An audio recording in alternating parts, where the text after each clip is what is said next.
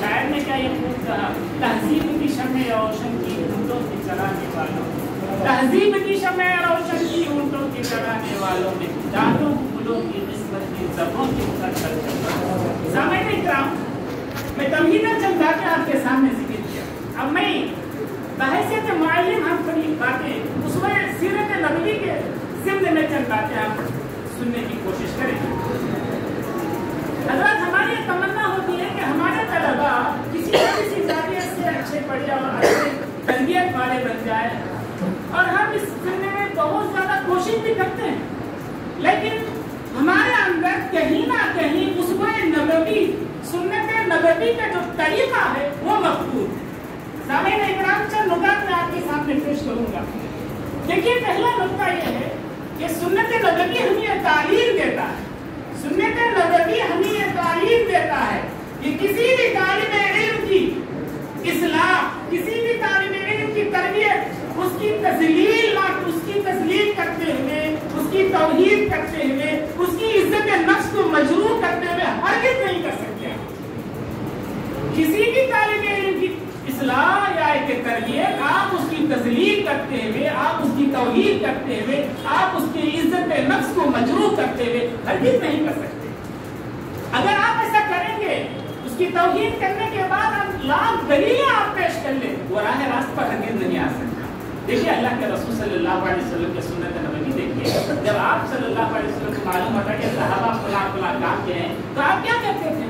Direct راستوں پر فلاں فلاں نام نہیں کہتے تھے، آپ ممبر پر چڑھ جاتے تھے اور آپ کہتے ماں بہت اقوام یہ معلوم ہے کہتا وہ کہتا کیا ہو گیا ہے میرے قوم کو کہ وہ اس طرح کا کام کرتے ہیں، اور جو غلطی کیے ہوئے تو وہ خود سمجھ جاتے ہیں پیارے نبی مجھ سے ڈائریکٹ وہ خاطر. پہلا نقطہ.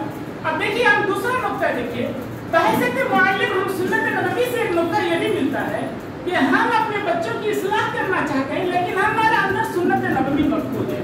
ایک دوسرا نقطہ یہ کہ ہم اپنے طلباء کی مزاج سے واقف ہیں، طبیعت سے واقف ہیں، کہاں گرمی، کہاں نرمی، کہاں سخت رویہ، اس سے ہم واقف ہیں. دیکھیے ایک بہت بڑا واقعہ مسجد نبوی میں پیش آتا ہے. ایک بددعا آتا ہے، اللہ کے رسول صلی اللہ علیہ وسلم موجود تھی، صحابہ کرام موجود ہیں، ان کے درمیان میں ایک بددعا آ رہا ہے اور آپس میں پیشاب کر دیتا ہے مسجد نبوی میں. اللہ اکبر، اس سے بڑی غلطی کوئی ہو سکتی؟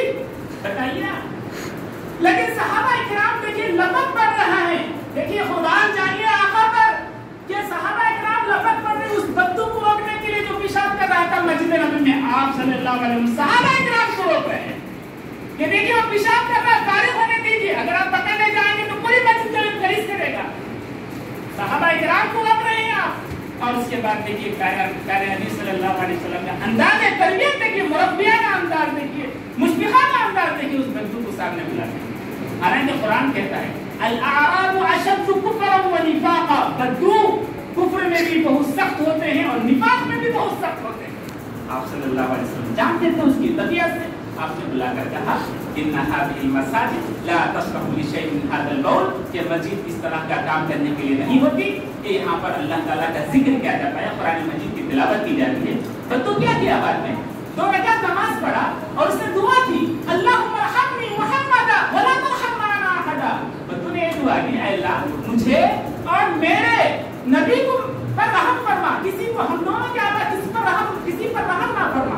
یعنی اس آیت کریمہ نے بتانے کا مقصد، اس حدیث میں بتانے کا مقصد یہ ہے کہ پیارے نبی صلی اللہ علیہ وسلم نے بددو کے دل میں بھی جگہ بنا لیا اپنے مشفقانہ تربیت کے انداز سے.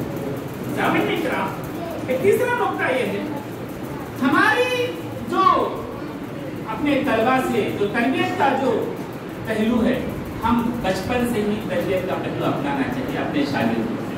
ایسا نہیں کہ پرائمری اساتذہ، سیکنڈری اساتذہ ایسے سمجھ کہ چلو کوئی ڈگری میں جا کر وہ سدھر جائے گا، ایسی بات نہیں.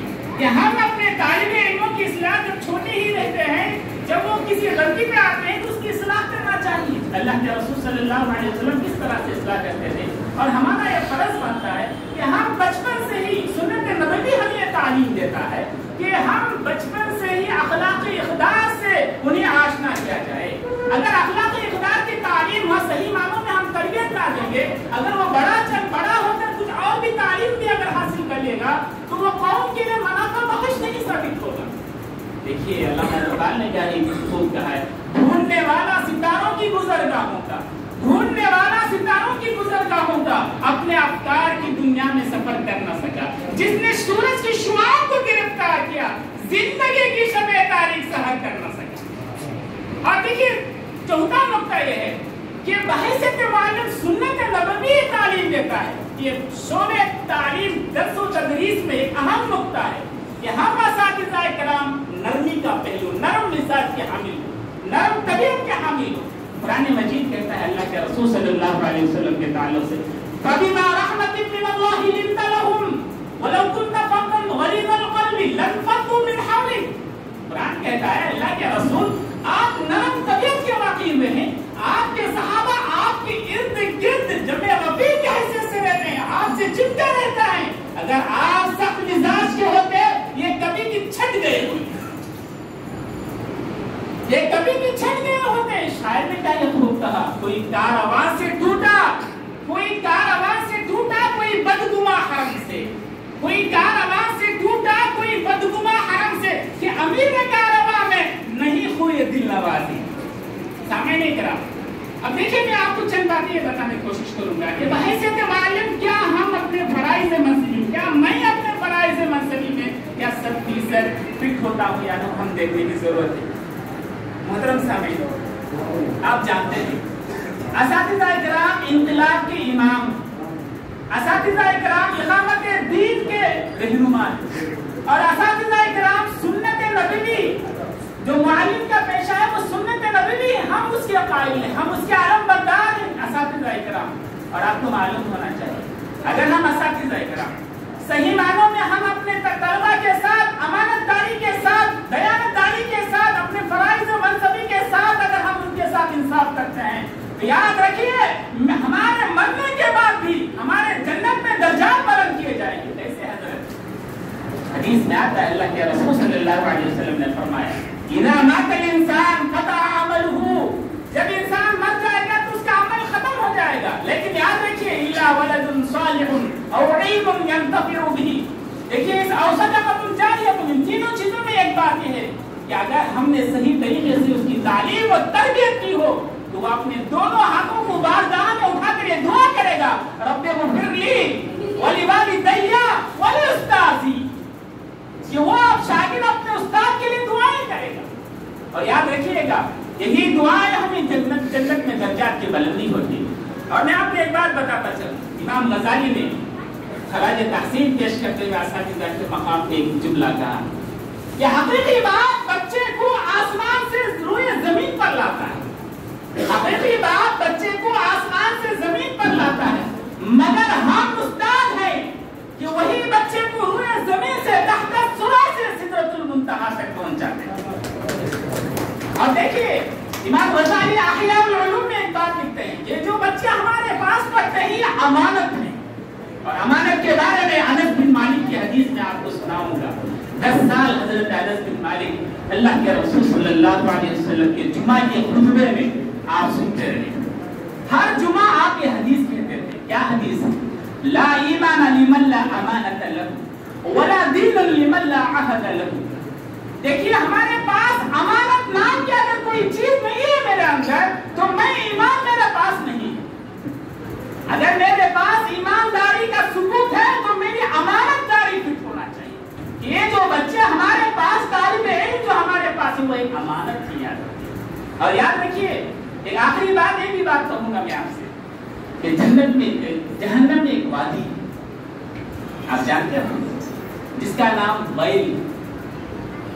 मुझे डर है कि अल्लाह ताला हम तमाम को इससे महफूज फरमाए कि जहन्नम में एक वादी है उसका नाम वैल है, और उस वैल वादी जहन्नमियों की खून और पीठ से बहती है। और उसमें कुरान मजीद कहता है कि 4 किस्म के लोग उसमें डाले जाएंगे।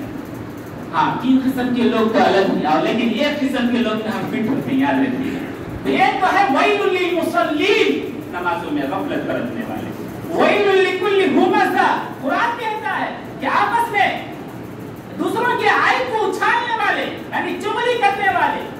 और तीसरी बात है अपनी बात को अल्लाह की तरफ मंसूब करते हुए कहना, वैलुल लिल्लज़ीना यक्तुबूनल किताबा बिअयदीहिम थुम्मा यक़ूलूना हाज़ा मिन शादी मतलब दूसरों को पेश करना, उसके लिए वही।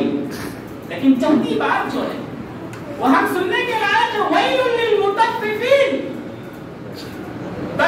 वही है उन लोगों के लिए जो नाप तोल में कमी करते हैं। नाप तोल में कमी करते हैं का मतलब हमने यही समझा कि तराजू पकड़ लिया जाए और एक बट रख दिया जाए और दूसरे तरफ दूसरे पहलू में जो है अजनास रख दिया जाए। देखिए कुरान मजीद में एक आम फार्मूला बताया हम लोग, वैलुल लिल मुतफ्फिफीन।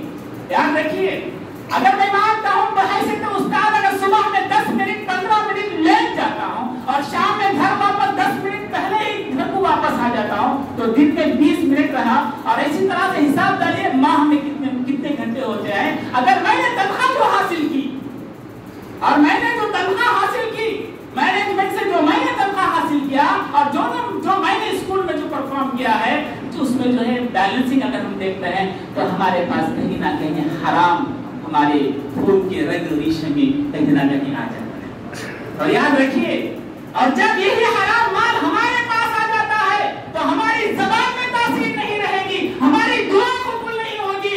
अल्लाह के रसूल सल्लल्लाहु अलैहि वसल्लम ने फरमाया, अकलु व हराम व मशरबु व हराम व मलबसु व हराम फअन्ना युस्तजाबु लकुम, कहां से उसकी दुआ कबूल की जाएगी? और हम दारे दारे आवाज कर रहे हैं कि हमारी दुआओं में तासीर नहीं। हम अपने गिरेबान में देखना चाहिए, मैं अपने गिरेबान में देखकर ध्यान कर देखना चाहिए, क्या मैं इस पेशे से कहां तक मैं मुंसिफाना रोल अदा कर रहा, तो कहीं हमारा उस शुमार वैलुल लिल मुतफ्फिफीन में ना हो जाए कि हमारा जो हम जो बैलेंसिंग नहीं कर रहे हैं कि वैलुल लिल मुतफ्फिफीन में कहीं हमारा शुमार ना हो जाए। याद रखिए, ये कोई, मेरा ये मानना है, कोई लुकमा हराम अगर पेट में जाता है तो जबान से निकली हुई बात असर नहीं करती। शायर ने क्या ही खूब कहा, ऐ ताइर लाहौती उस रिज़्क़ से मौत अच्छी, ऐ ताइर लाहौती उस रिज़्क़ से मौत अच्छी जिस रिज़्क़ से आदमियों परवाज़ में तोता है। मैं बस मेरा वक्त हुआ चाहता है, मैं चंद बातों पर अपनी बात को खत्म करते अल्लाह ताला से दुआ करता हूँ कि अल्लाह ताला हमें सही मार्ग में लक़द कान लकुम फ़ी रसूलिल्लाहि उस्वतुन हसना, जो अल्लाह के रसूल सल्लल्लाहु अलैहि वसल्लम उसमें नमूना है बहैसियत मुअल्लिम के तमाम तरह सुन्नतों को हम अपना निजी तौर पर नसीब करें। अस्सलाम।